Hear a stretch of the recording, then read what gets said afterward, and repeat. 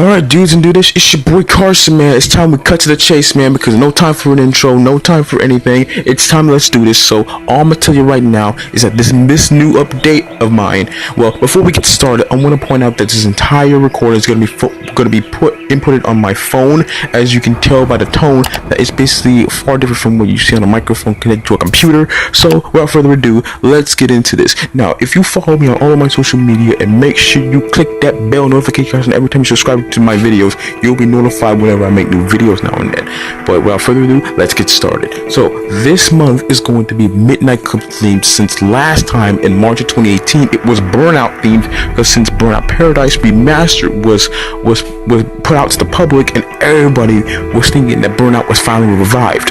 But not only was Burnout revived, but this made me think of what is to come for the future of Midnight Club. And we never got a Midnight Club since Los Angeles. Now, to give you a little bit of a backstory on what Midnight Club is, it's a racing game series created by the people at Rockstars. Like one of the divisions, Rockstar San Diego, formerly known as Angel Studios, created the Midnight Club IP.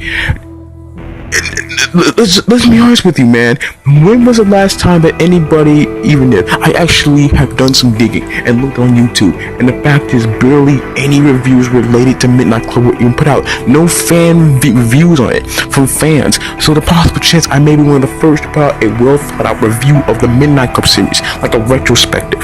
So to give you a little bit of backstory, Midnight Club started out as a simple game, or I would say a launch title for the PlayStation back in October 2000. But by 2003, Rockstar San Diego decided to take it up a notch and improve on what made the first one a moderate success by making Midnight Club 2. That game sold like hotcakes, or I should say, it sold really well to the point that a third game was possible. I mean, Midnight Club 2 stand out on its own. It had Los Angeles, it had Paris, it had Tokyo, but now it's time to jump the gun and basically, well, trying to step it up a notch and make Midnight Club 3. That game, everybody was blowing, it's basically sold like titties. It seriously sold like titties.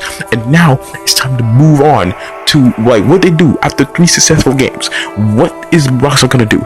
So this is where I started losing. Like I said, I was one of those people that during the time when Midnight Club Los Angeles was announced, I was hyped. But by the time I saw the pretty much the beta footage and everything, I was starting to lose a little bit of faith, hope, that because the fact is, I noticed the physics were different from what I know from Midnight Club 3. Remember, because it was the first game to use the retro engine. Actually, it wasn't technically first. It was Rockstar Super Tennis, that tennis game that they made. That was the first one to use the Rage engine. Midnight Club or Grand Theft Auto, which one was the second game to use the engine? But I think Midnight Club was the second game to use the Rage engine. This killed it for me. What was supposed to be one of the most ambitious titles now became, in my opinion, the most infamous, because the fact is, it was a huge departure from what made Midnight Club good. The first game was a starter. The second game was picking up paces, and they improved on much. The third game was Crown Jewel, and the fourth one became notorious among fans as the Midnight Club that nobody did not expect to be a departure. Why is that? Well, I'll tell you why. One, the fact is, there were less cars in Midnight Club Los Angeles.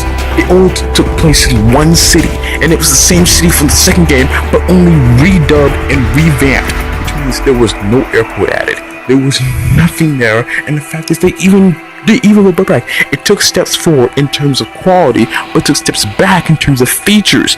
First of all, there were less cars than in Midnight Club 3. Why the fuck is that? That's what I've been asking myself, even to today's standards. Why take steps back? Like, why fix something that didn't mean broken? First of all, the fact is that Mazda, Ford, companies like Mazda and Ford jumped into Midnight Club Los Angeles where they would have been the second game.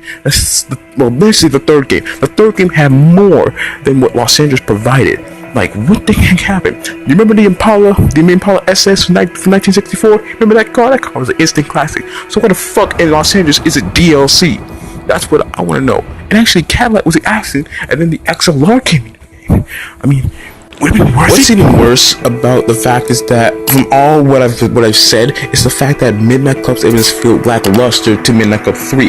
Midnight Club 3 had 4 cities. Yes, San Diego, Atlanta, and Detroit. And if you got the remix edition, you get fucking Tokyo.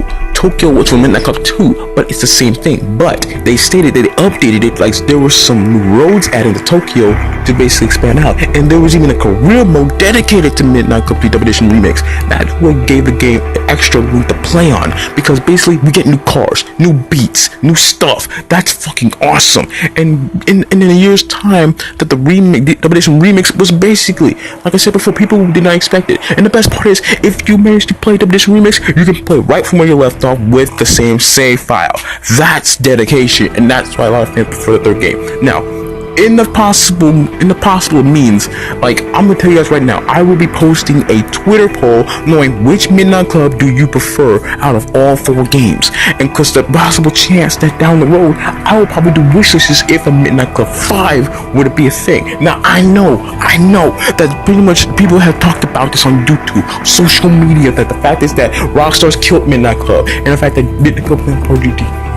And apart from it, I just don't understand, like I said, the first game was a starter. The second game was basically with its own thing, and it did great. Midnight Club 3 basically just made pretty much any other racing game a song apart from Underground 2 and Burnout 3 Takedown. I'm still to this day consider Burnout 3 my favorite game of all time, and Underground 2 on my personal favorite list of games that they got the best depth and put it into it. Like, look at this. If you can tell from Midnight Club 3, if you can even look at the cover or the box art alone, you know that you're in for a treat. But if you get the Double Edition Remix version, boom, you're ready. Actually, PlayStation was kind enough to release it digitally on PlayStation Network. I can really play this on my PS3, and it's basically no problem. I'll repeat the game in no time, get everything, and be a fucking badass doing it. But no, when I got Midnight Club Los Angeles, I feel disappointed. Guys, Midnight Club Los Angeles is a disappointment to me. Everything about the third game was stripped away for the sake of trying to move into the next gen girls. It's trying to do the same thing with Burnout Paradise, but Burnout Paradise was far better than Midnight Club Los Angeles. I shit you not. When I played the remastered version, I felt like I was a fucking kid again. But now I'm a grown ass man and realize the fuck that where is it? Where is it? Where's all the good stuff that used to be in this game? Everything about it just feels awesome. I don't understand why. It's just why. So I want your guys in the comments. I want your thoughts on which Midnight Club do you prefer. Actually, I'll put that poll up, knowing in fact which Midnight Club do you prefer. I want your opinions.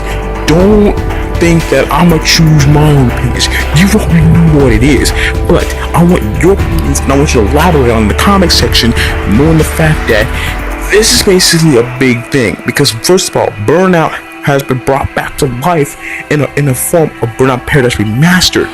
Now, the fact is, it was during the golden age when the PS2 and the original Xbox were around, was the fact is that both Need for Speed, Midnight Club, and Burnout were basically pretty much neck and neck in terms of quality titles.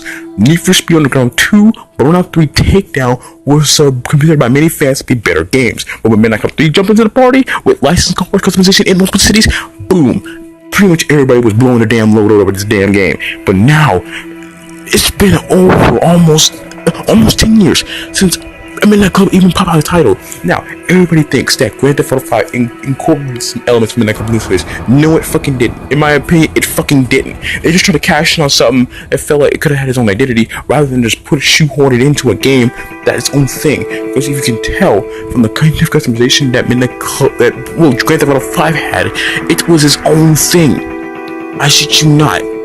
That Los Santos custom stuff was from San Andreas alone. They just fleshed it out more in this next gen game. That's what they did. There was no reference to Midnight Club. They think it's like, okay, it's Midnight Club, that's Midnight Club. No, it's not no fucking Midnight Club. Midnight Club was far different. It had the third, especially the third game. It had everything that we fucking wanted in the Midnight Club game. But now, all we get is this lackluster title where the fact is there's few parts, customization parts. The rims, we'll just throw it off the table right now because the rims are its own thing. There were a few modifications to these cars. Even the DLC was not helping. Hell, we got more Mitsubishis, but there were barely anything. We get more cars, but what good is you? Even the cop difficulty. Look at the cop difficulty. The cop difficulty in the first game was basically pretty much a difficult challenge, but by the second game I presume it was pretty much a balanced balanced AI when it comes to cop difficulty in Midnight Club 2. Midnight Club 3 just pretty much just, yeah, cop difficulty is just known as an afterthought.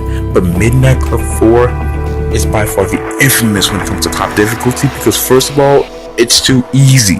No, seriously, you can roll yourself up in a saline and outrun these cops no problem and lose them and just bail. And what's more funny, you can instantly lose the cops. Like, you're talking about to lose the cops, jump into a garage, you move instantly. Bam, this game is too damn easy.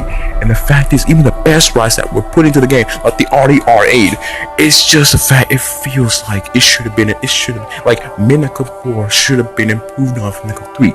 More cities, it's supposed to be a next gen version of Midnight Club 3, but that's not Midnight Club 3. That's an entirely different game. Why? It's just some random racing game with the Midnight Club trademark added onto it for the sake of sales. Rockstars, that's not a good thing to do back then. Just for your sake of your GTA 4, look how that game turned out.